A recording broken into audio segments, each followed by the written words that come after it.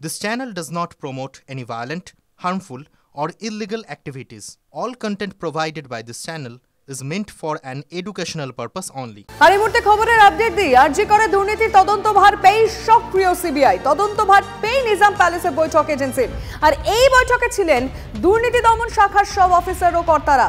কোথায় এফআইআর করা হবে, কিভাবে এফআইআর হবে, সমস্ত বিষয় নিয়ে আলোচনা চলছে। আপডেট নেব সুজয়ের কাছ থেকে। সুজয়, মাসকট স্পিন কন্ট্রোল ল্যাবের পরীক্ষায় এটি প্রমাণিত। কেয়াসেট আলোপেক্স পেন্টা অ্যাক্টিভ নতুন চুল গজাতে সাহায্য করে, চুল পড়া বন্ধ করে। কেয়াসেট আলোপেক্স পেন্টা অ্যাক্টিভ 10 হেয়ার ফল প্রবলেমের একমাত্র সলিউশন।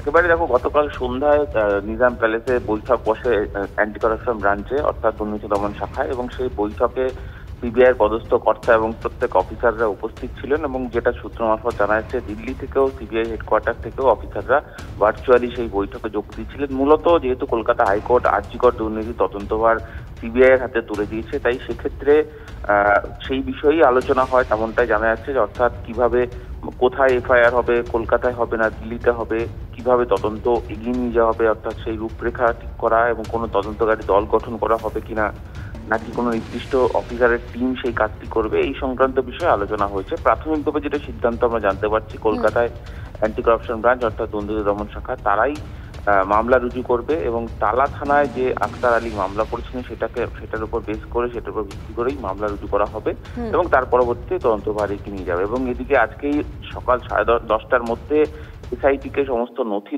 হস্তান্তর করতে বলা হয়েছে সিবিআই এর কাছে। ফলে আজকে 10টার মধ্যেই সমস্ত নথি হস্তান্তর হবে।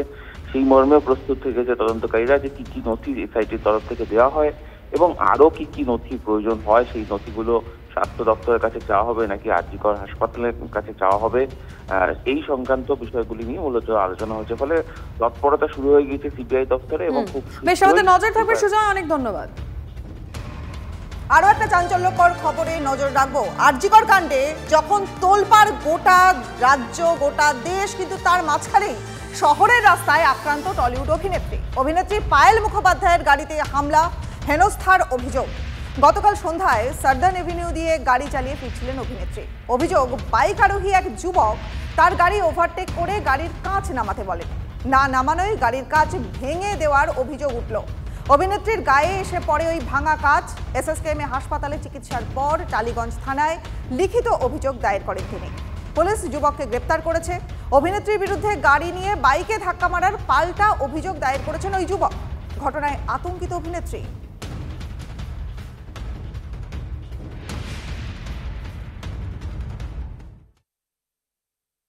একটি বাইক সাইড থেকে আসে, ওখানে প্যান্ডেল হচ্ছে, বাম্পার ছিল, সো গাড়িটা এগিয়ে দাঁড়ায় এবং মানে সেই সিনেমার মতো আমি দেখলাম আমার সামনে গাড়িটা, বাইকটা নিয়ে গার্ড করলো। একটু অ্যাগ্রেসিভ একটা অ্যাটিটিউড ছিল এবং আমাকে মানে বলছে বেরো, পাঞ্চ করতে থাকে এবং গাড়িতে লাথি মারে, এবং পাঞ্চ যখন করে তোমার থার্ড পাঞ্চে এরকম পুরো কাঁচটা ভেঙে আমার গায়ে পড়ে। আমি না এটা মানে আমাদের চেনা কলকাতা দেখতে পাচ্ছি না, মানে আমি এইরকম একটা ভর সন্ধেবেলায় এরকম একটা জনবহুল এলাকা, সেখান দিয়ে যাচ্ছি, সেখানে একটা মেয়ের কি এটুকু নিরাপত্তা নেই?